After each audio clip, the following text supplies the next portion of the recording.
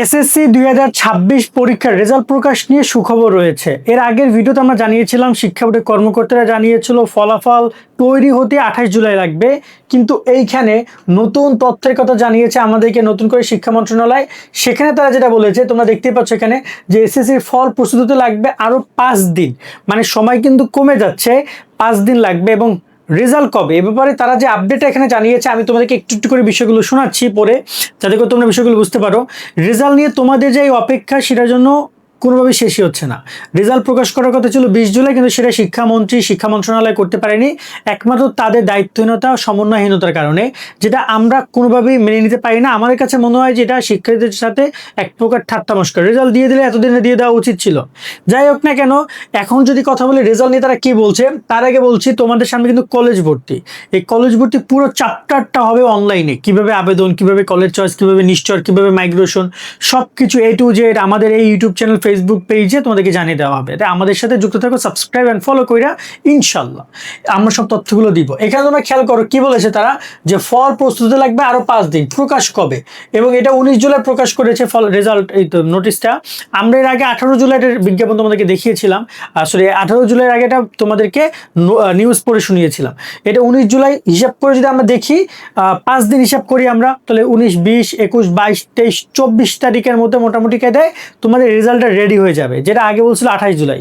এবার 24 জুলাইয়ের মধ্যে ফলাফল তৈরি হয়ে যাচ্ছে। এখানে শিক্ষা বোর্ডের কর্মকর্তারা কি বলছে, চলো সেটা তোমাদেরকে একটু একটু করে পড়ে শুনে। এখানে খেয়াল করো তারা কি বলছে, চলতি বছর এসএসসি ফল প্রস্তুতিতে আরো 4-5 থেকে 5 দিনের সময় লাগবে।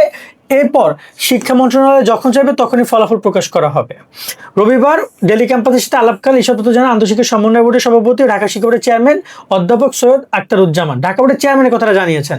ঢাকা বোর্ডের চেয়ারম্যান বলেন, এসএসসির পরীক্ষার কারণে এবারে ফলাফল প্রস্তুতিতে কিছুটা বেশি সময় লাগছে, তবে দ্রুত ফল প্রস্তুতির কাজ এগিয়ে নিয়ে যাওয়া হচ্ছে। ফল প্রস্তুত হওয়ার পর আমরা মন্ত্রণালয় বিষয়টা অবহিত করব, এরপর যেদিন চাইবে সেদিন ফলাফল প্রকাশ করা হবে। অর্থাৎ তিনি বলছেন যে আমরা রেডি করছি ফলাফল, এবং আগামী 4-5 দিনের মধ্যে ফলাফল রেডি হয়ে যাবে, তারপরে ফলাফল প্রকাশের জন্য শিক্ষা মন্ত্রণালয়ের কাছে যাবে। এখন শিক্ষা মন্ত্রণালয় এখানে দুইটা কাজ করবে, এক হচ্ছে যখনই তারা ফলাফলটা পাবে তখন তারা প্রধানমন্ত্রীর কাছে যাবে। প্রধানমন্ত্রী অনুমতি যদি দিবে, এখানে দুইটা ভাবে দিতে পারে, যে প্রধানমন্ত্রী অনুমতি দিতে পারে, অথবা শিক্ষামন্ত্রী ডাইরেক্টলি বলতে পারে যে অমুক দিন রেজাল্ট দিয়ে দাও, প্রধানমন্ত্রী হয় আসবে না আসবে না, এমনটা হইতে পারে। তবে সম্ভবত যদি 24-25 তারিখের মধ্যে ফলাফল রেডি হয়ে যায়, তাহলে সর্বোচ্চ তার 3 থেকে 4 দিনের মধ্যে তোমার ফলাফল পেয়ে যাবা।